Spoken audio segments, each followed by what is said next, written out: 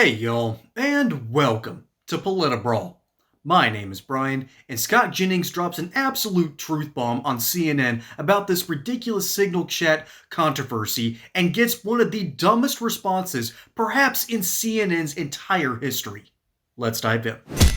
The military requires accountability. It's the most accountable organization. You were supposed to be accountable to higher ups. Politics isn't supposed to have to do with any of this. And the fact that that's happening, that they're just basically saying nothing to do here is a big problem, I think, for those who believe in accountability. I think Republicans aren't interested in any lectures on accountability in the military after the Biden administration. I mean, the bar for getting rid of a Secretary of Defense is apparently pretty high. You can get 13 people killed and go AWOL and not tell the commander-in-chief, and that's not a fireable offense. He did have to testify. Lloyd Austin had to testify. And guess what? And every one of them testified. But who is running the House and By the Senate? way, every single one of them testified. When is he testifying? When is he testifying? You want to do it tonight? I mean, Sure. I'm sure he will. I would love that. I'm sure he will. He'll be and asked he will questions answer during questions. his budget. And you know, he's a Senate confirmed cabinet officer, so he will go to Congress and he will answer questions. But these lectures about accountability and national security after letting 10 million people into the country who raped and murdered and committed violent acts and no remorse or accountability. What are you talking no about? more lectures. No more lectures about national security. That is a different thing. None. First of all, if you want to argue that two wrongs, if you say them, make a right, that's fine. Glad But you that say is it's a not, wrong. that's not an acceptable, if I said, according to you. But that is not a But not you. rationale that you just excuse this kind of behavior, which is what you just did. I don't excuse it. You just did. I don't excuse the behavior. Since this has happened, it's been pretty clear to me what happened here. A mistake was made on the comms, and something very, very right was done on the military side from the commander-in-chief on down operationally. Right, and that's so a fact. why is it that it's still we don't have free traffic through the area around the Red Sea? I mean, you've made this point a lot. It's actually not that the military just... I don't know. Why is it that this is a huge problem? Maybe we should go back in time and decide why is it a huge problem? Why are these rebels going crazy right now? Why is Trump having to step in? Why are the Israelis so angry with our distribution of this information? These are really important questions. You tell me why the Houthis are running wild over there. You work for the commander-in-chief that let it happen. You tell me. The signal thing is interesting, though, because from the very beginning, his ignorance there seemed to be deliberate. He was not on that signal chain, but the idea that he didn't know about it when he was first asked about it and the extent to which he doesn't know seems rather deliberate. My understanding is he didn't know about it. He wasn't on it. Maybe he wasn't even aware what signal is. I mean, it is not inconceivable that the president, I didn't see the timestamps on these questions, didn't actually have enough information to comment publicly at the time on any of these matters. It's not out of the ordinary for a president to hold back until they have all the facts or all the things they need to know to make a legitimate comment. Or what would be more concerning, and I think this might be more concerning with the soldiers, or they're not telling him and they're not actually sharing information, or they worry about what he'll say, so they preserve it. I think this is a deeply kind of disturbing thing on basic information. On some political issue, I totally understand. I can even understand, perhaps, plausible deniability about Signalgate. But I think on national security issues, like issues where soldiers are possibly lost, it is pretty inexcusable that he has not been briefed and he can't speak to it. And what's worse, a president not having all the information he needs to make a legitimate comment, so he holds back in the moment before being ready to make a comment, or, I don't know, willfully lying to the American people about the condition of the President of the United States, which went on for 4 years in this country by all of your colleagues. That is totally wrong. That is totally wrong. I hope you read all the books that are coming out. I hope you read all the books that are coming out. Joe Biden, when asked about soldiers lost, was briefed and said it. And so you think Joe Biden had problems? At least he was able to do that. What's the excuse for Donald Trump if he's so capable? I'm just saying. I mean, you guys I don't are know if you're upset a judge. that Trump is exhibiting some, I want to get more facts, and I'm going to be lectured by the people who lied to the American people about the condition of the president. Oh, my God. No way. No, but not going to take that's first of all, that's outrageous. Is That's it? outrageous. Yes, it is. You think the truth was told? You think the truth was told? You can quite literally look at this chick and realize that the information is slowly loading, but she's not computing. The lights are on, but nobody's home.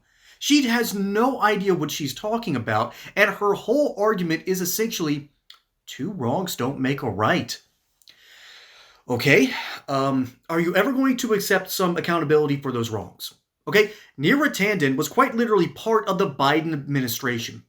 And under her tutelage, Joe Biden went from barely capable of licking an ice cream cone to a man who couldn't ride a bicycle to a man that couldn't even speak publicly anymore. There's a reason Joe Biden has quite literally been put out to pasture. He has been more silent than any former president, I think, in American history, because there's been nothing out of his camp. Absolutely nothing. That's because this dude is one of those old-timey grandpas that just needs to be hanging out on his front porch, licking his ice cream cone, and hanging out with all 9 of his grandchildren. He only claims 8 of them. So, Neera Tanden, I'd normally say bless her heart in this sort of situation. There are some people that I can just excuse for being, generally and willfully ignorant, but this is something that's a new low even for CNN. This is someone who refused to take any accountability for the litany of failures during the Biden administration. And so to compare something like, I don't know, Lloyd Austin, for being AWOL for about 10 whole days while he underwent surgery, while the president, Joe Biden, had no clue that this was happening. And you're comparing that to a leaked group chat. How about the lack of a plan and pretty much the last minute idea from Joe Biden to remove everyone from Afghanistan and then magically evacuate Bagram Air Force Base without a real plan? Oh, and by the way, once things got so bad that the press even had to report about it, they started blaming Donald Trump because it was his plan. I'm sorry, just because the general manager drafted a couple of players that you don't like doesn't mean that you don't get to say, well, I wasn't given the right opportunities to win. You can't blame the general manager when you're the coach and it's the 4th quarter and you don't take a knee at the right time. And if you don't take the field goal that was practically going to get you the win, I'm sorry, there's no excuse for that. And Neera Tanden is instead on one side of her face saying 2 wrongs don't make a right. She's comparing a group chat leak about airstrikes against Houthi rebels, which, oh, by the way, let's talk about these Houthi rebels. These weren't a problem until about halfway through President Biden's administration. They were given a ton of weapons by Iran and told, hey, make some noise near Mecca.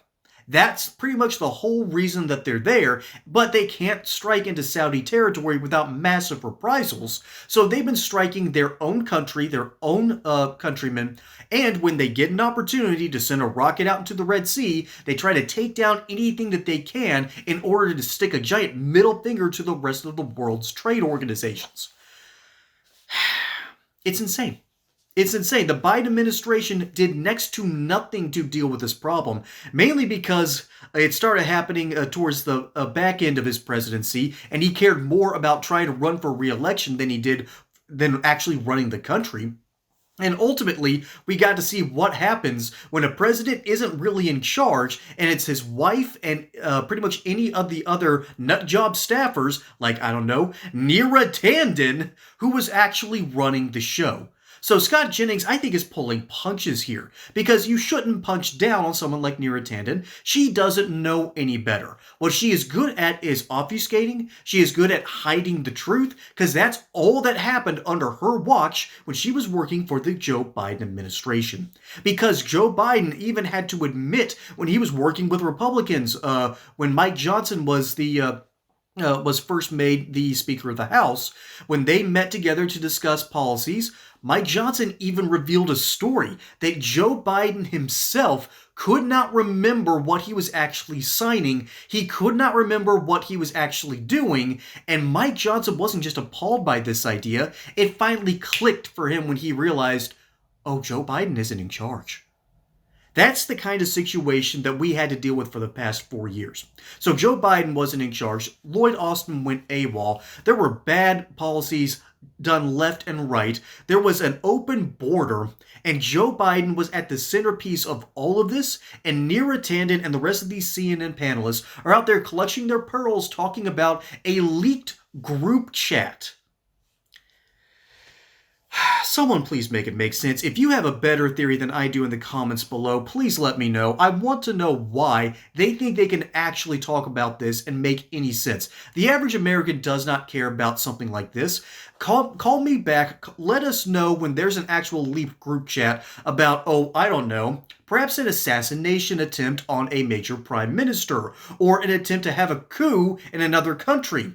Or, the JFK files, but that's apparently neither here nor there, and it's not something interesting to these Democrats because they don't care about that. What they care about is the moral outrage that they think they can garner, and the reality for them is no one cares.